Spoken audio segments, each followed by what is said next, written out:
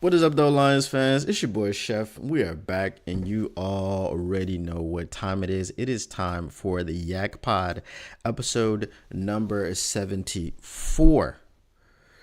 Now, we got some things to get into. As you can see from the thumbnail, it says that the Lions, the Detroit Lions, are catching strays. Now, I feel like the bias is long-standing. The respect is not going to be given to us, even if we earn it. I saw a tweet from our boy Spinmo Rack. Shout out to Bull. And we don't know what year that will be. Obviously, we all hope that it's going to be this year. But again, that is the hope and that is the goal for us to win the Super Bowl. And even when that happens, I don't believe that we will get the respect that we deserve. There will be people around the NFL haters. The national haters are going to be out there. They're going to continue to be out there. They're not going to go anywhere. And it's very unfortunate because Brad Holmes, Dan Campbell, Sheila Ford Hamp, Chris Spielman, Mike Disner, Brandon Sosner, all these people have done a phenomenal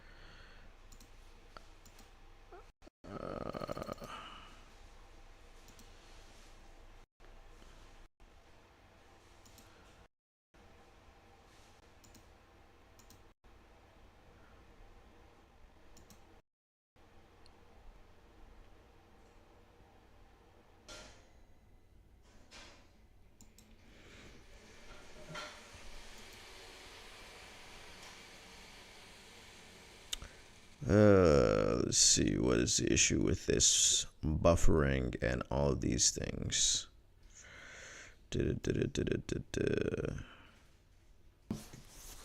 So as I was saying, that it's very unfortunate that the national media will not give us the respect we deserve, the respect that we have earned. It's going to be an uphill battle to get all these players and all these coaches. That's the only thing that the city wants. That's the only thing that the city cares about. And, that's our goal that we are striving for.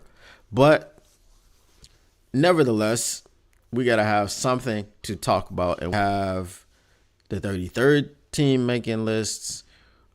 We have other publications making lists.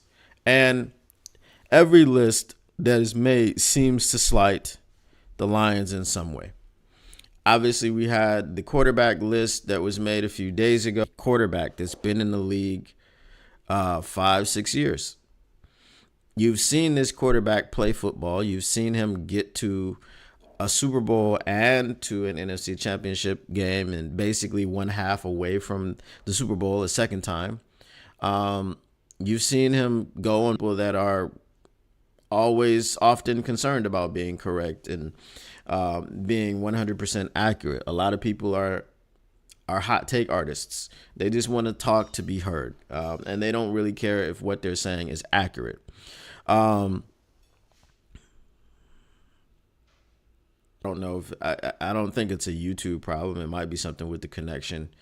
But again, so as we said, on the outside, they're not looking at the maturation and the development of Jared Goff. They're not giving props. A game manager is someone that's needed in this league. And it's nothing to poo-poo a game manager per se. Now, the other thing, hold on, let me refresh this. Current executive of the year. He was voted by the publications and his peers to be the executive of the year. And instead of respecting that, we've got publications coming out and saying that by these different publications, we've got people slighting him and saying that he is he's below the Packers GM. Now, again, I don't know what the Packers GM has done. Have they been to the NFC Championship game under Gutekunst? See, that's the thing. He's had good drafts. He's got some decent players in, but he was handed something. Brad Holmes has come in and the executive of the year, and we should get that respect, but we don't get it. We don't get the respect. If you want to put Brett Veach over Brad Holmes, those are phenomenal drafting team. I think they pretty much been on autopilot these last couple of years, just drafting everybody from Georgia. Now they did break that trend and go out and get Quinyon Mitchell, number 1. But it is what roster. He made some key trades, getting people like Christian McCaffrey in there.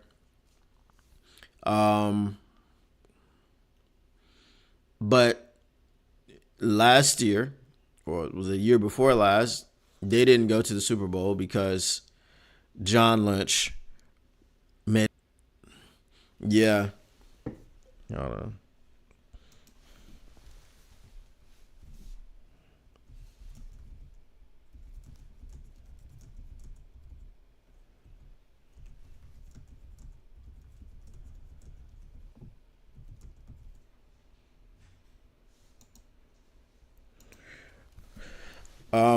So John Lynch made the huge mistake of giving up a bunch of assets to go up and grab Trey Lance. Trey Lance, this far in his career, has behind Dak Prescott with no hopes of playing ever. So from that standpoint, he has been a colossal bust. And you got to knock John Lynch for that. Because, again, he's called Mr. Irrelevant, for God's sakes. He wasn't drafted to be the savior of the franchise. He was just drafted as kind of like a throw-in. Like, this guy, yeah, we did some work on him. He looks pretty good. Let's go ahead and take him. It's the last pick of the draft. Who cares? Right? There was like Josh Johnson. I think who had recently been signed. He wasn't even with the team for the entire year. So, yeah.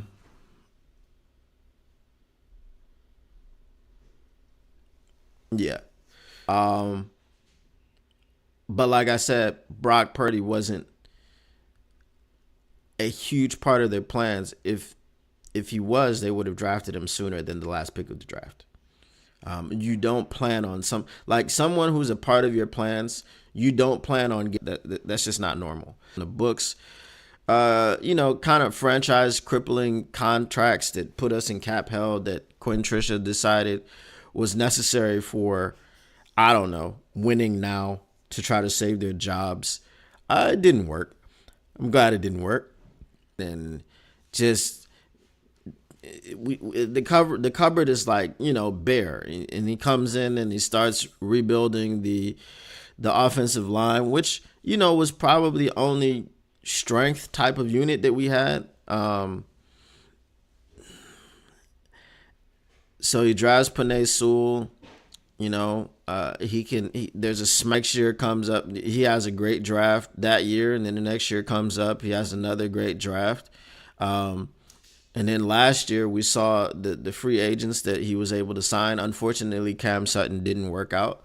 But Cam Sutton did play well until he had the turf toe injury. And obviously anybody that knows about turf, blood flow, circulation problems, and things of this nature in his feet, and they had to amputate. But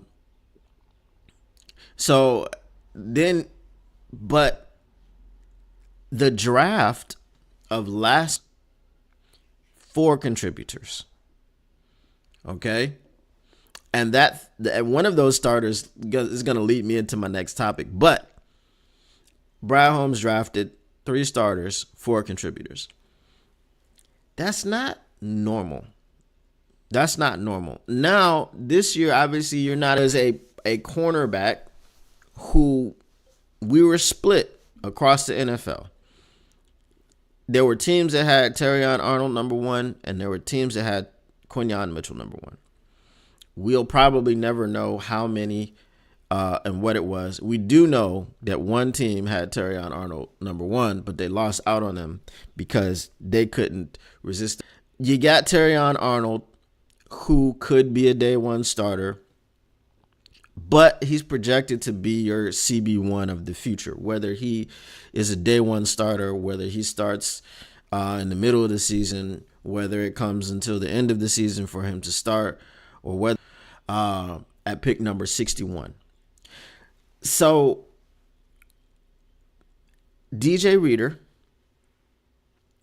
Marcus Davenport is a complete revamp of our weakest link, which was the defensive line. Now, Marcus Davenport, say what you will, say what you want. Something we didn't have last year, not because we didn't have the guy on the team in James Houston who could win one-on-ones, but it's because he wasn't available, because he was injured. So Brad Holmes did a great job of bringing in, fell that far, but he did. And kudos to Brad Holmes for being able to go ahead and grab a player at that position.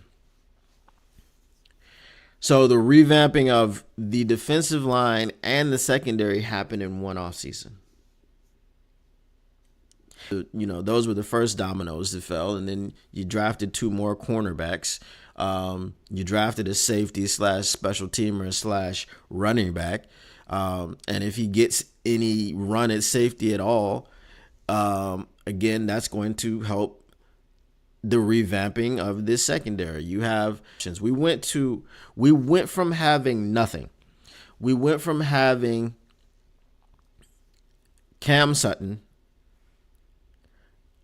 who was our CB1, and nobody on the other side. And oh, by the way, I mean, if we're talking about injured players coming back, 80% of the player that he was, that's a solid depth piece for very, very low, for next to nothing.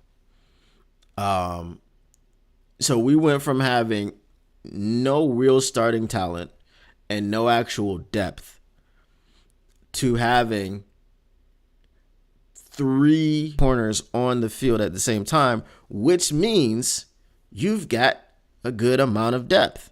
So he addressed the starters and he addressed the depth all in one offseason.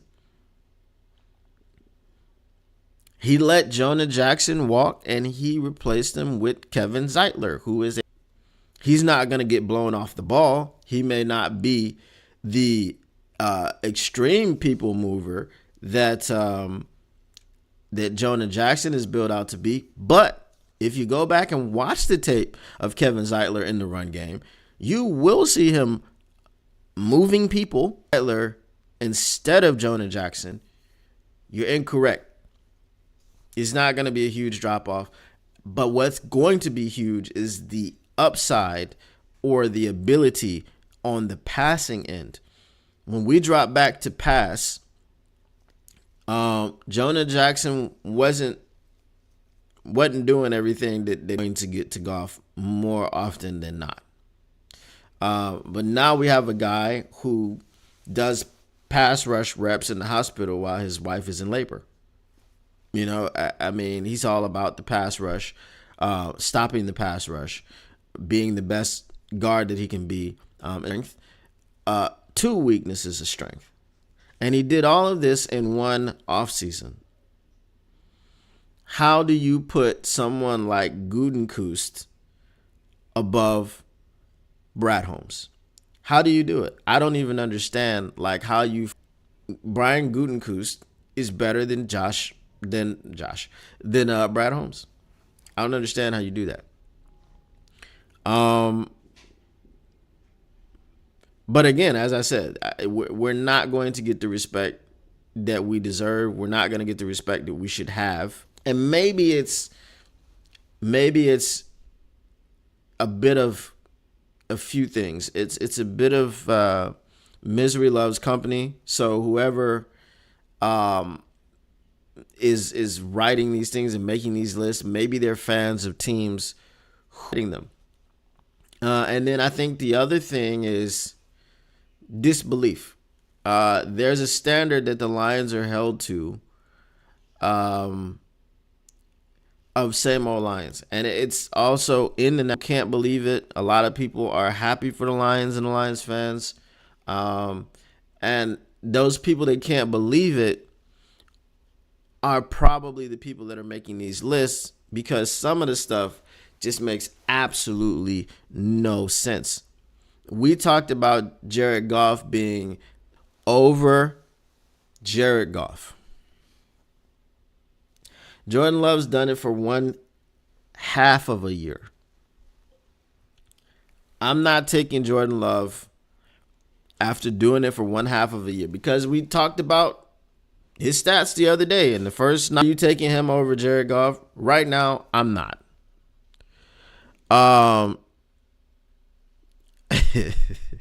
Just typing the word disbelief. Caleb Williams, JJ McCarthy.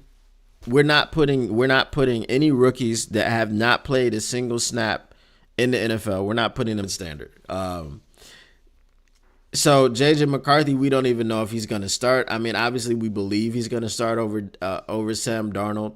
But if he doesn't start over Sam Darnold, are you putting Sam Darnold over Jared Goff? Absolutely not. You're not doing that. Nobody's doing that. You're not putting Dak Prescott over Jared Goff. Nobody really trusts Dak Prescott. You're definitely sure as hell not putting Daniel Jones over Jared Goff. And obviously, again, Jaden Daniels against the Lions with Jared Goff at quarterback, and Kirk Cousins at quarterback. I think we're 2-1. Let's see. No, I think they're 1-1. Kirk Cousins didn't play. Or did he play in one of them?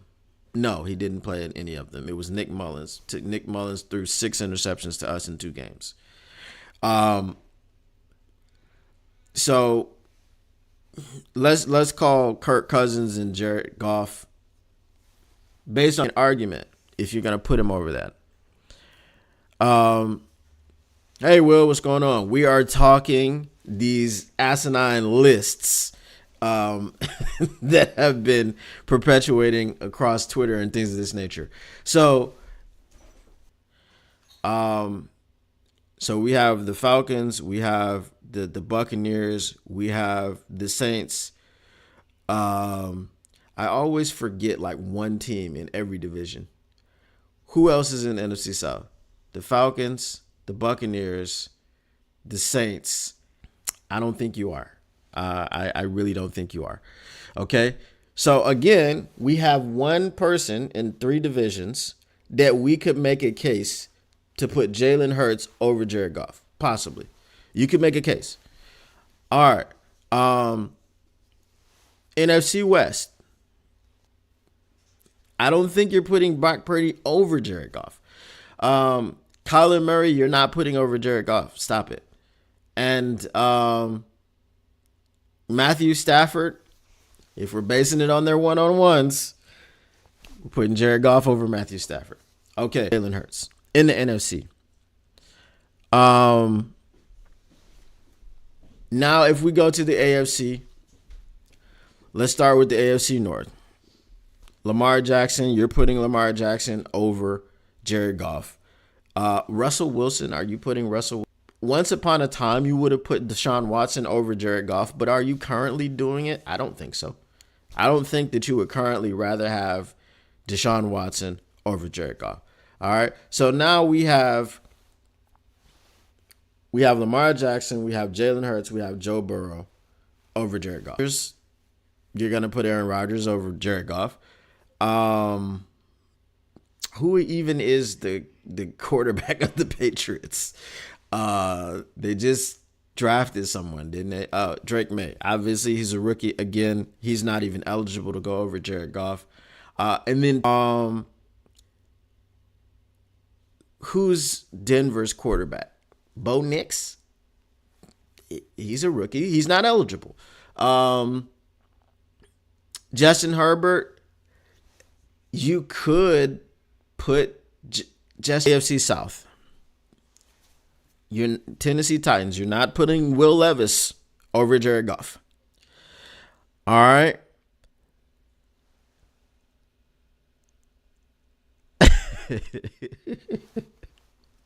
Wait, you're not, but I'm all right. Will Levis, you're not putting over Jared Goff. Trevor Lawrence, you're not even putting over Jared Goff. At this point in his career, obviously when he came out of college, and this is the problem with rookies, he was projected to be over people like Jared Goff and many others, but he's not. But at this current point in his career, you can't put him over Jared Goff. CJ Stroud,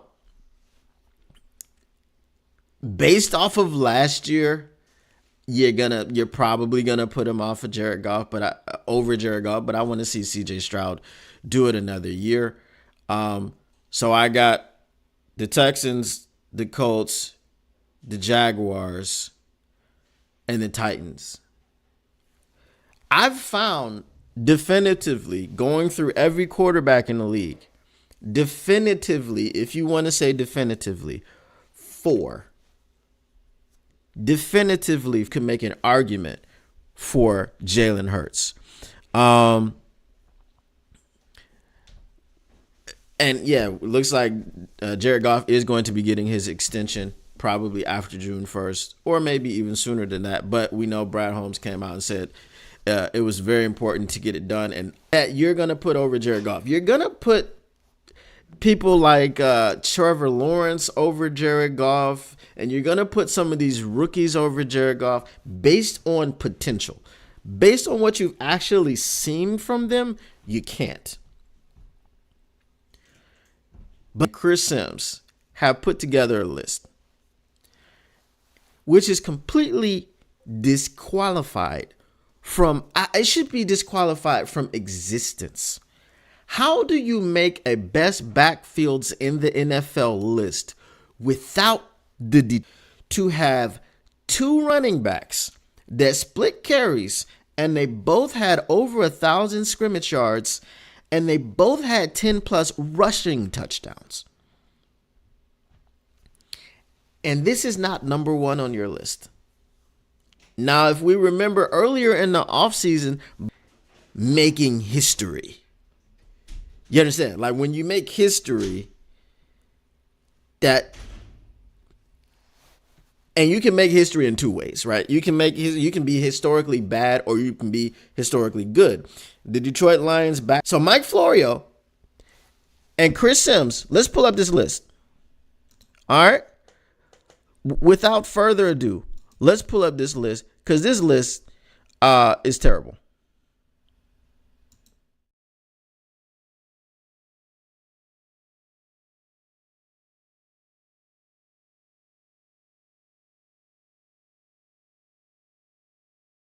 We watch the Packers because the Packers are in our division.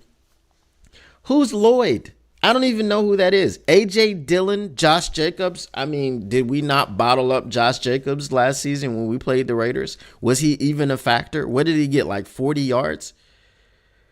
Who is this Lloyd person? The only ones on this list that you could make an argument based off of production would be better than the Lions, but the production of the Detroit Lions running backs, Blake Corum and Boston Scott. Come on, bro. Like, stop playing. You guys, Boston Scott and Blake Corum do not belong in the same. Blake Corum hasn't taken a snap in the NFL. You're going to have to stop making these lists with putting rookies. They don't play in the NFL. To this point, you cannot say that Blake Corum plays in. He can't even tell people, hey, my name is Blake Corum and I play for the Los Angeles Rams. No, you don't. At best you can say you practice for the Los Angeles Rams. At this point, that's let's play. Right? So Blake Corum can say he practices for the Los Angeles Rams. You can't say he plays. There is no playing. And then we had McCaffrey. We got rid of Swift. And we picked up Jahmyr Gibbs, and Jahmyr Gibbs is a better running back than DeAndre Swift. Barkley and Gainwell. When is the last time? I gotta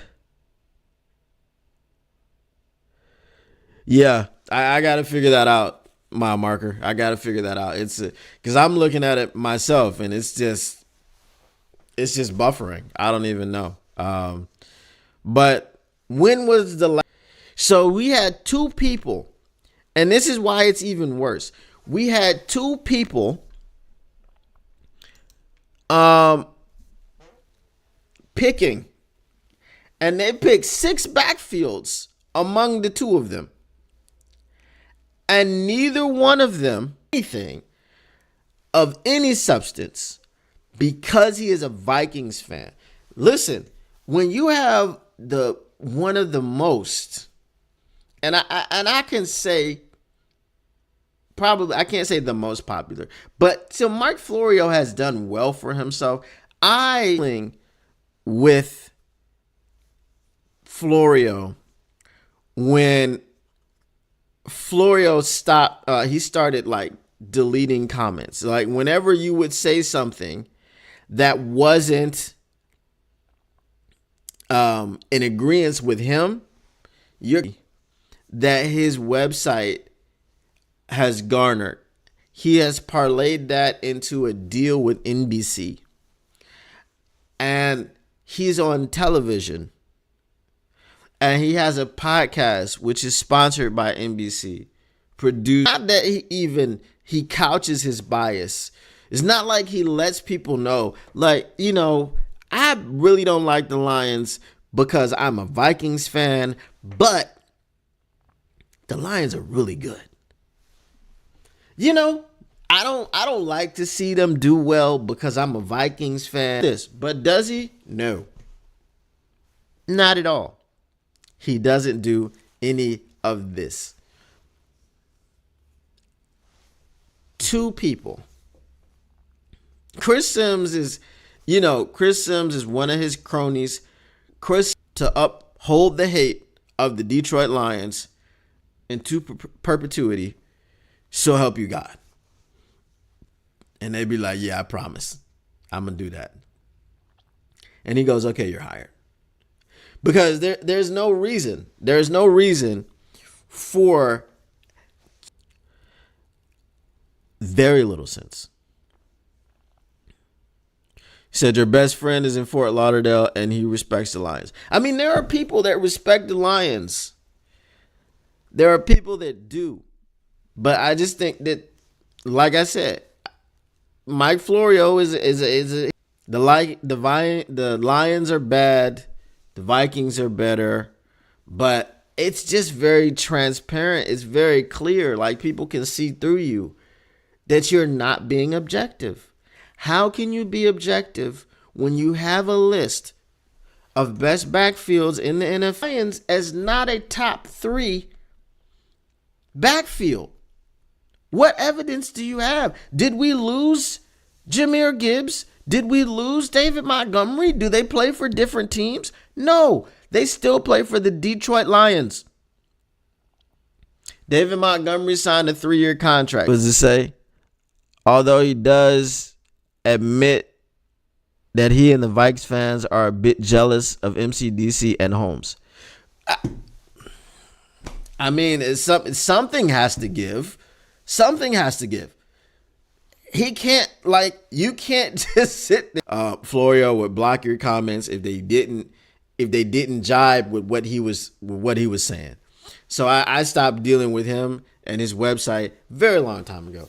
And to make a list like this, I don't know, man. I don't know. And this is the thing. You know, whatever fan of other teams around the league, and we're talking from our perspective because obviously we know everything that Brad Holmes does. We know every signing he makes, every draft pick he makes. We know who visited with the Lions. We know all of this stuff. The Eagles. I'm going to go to an Eagles podcast because the national media has narratives, and they're putting out these narratives. And people like Florio, again, I mean, he needs to be reined in because the buy-in to be making these lists and putting them out. There is something, there is a subjective element to who is the best GM. There's a less subjective element. Well, actually, whatever you prefer, who do you think is in that list, right? Who do you think is in that category? So there's that subjectiveness. But having a historical backfield, historical in NFL history, we're talking about the entire league, professional football, the NFL, two people. The two primary people in your backfield, and you're leaving them off the list. Not even like they okay. We got three backfields. Who are we picking? And number 3, you have the Detroit Lions. No, two people completely left them. I don't know. But that's all I got for today, guys. I appreciate those of you that came and stuck with me through these technical difficulties. Like I said, this is something that cropped up this week. I didn't have any problem for like 4 years watching a player who they thought was going to be a bust. And then they decline. And then like, see, I told you. So yeah, but for the first 3 years, the dude was phenomenal.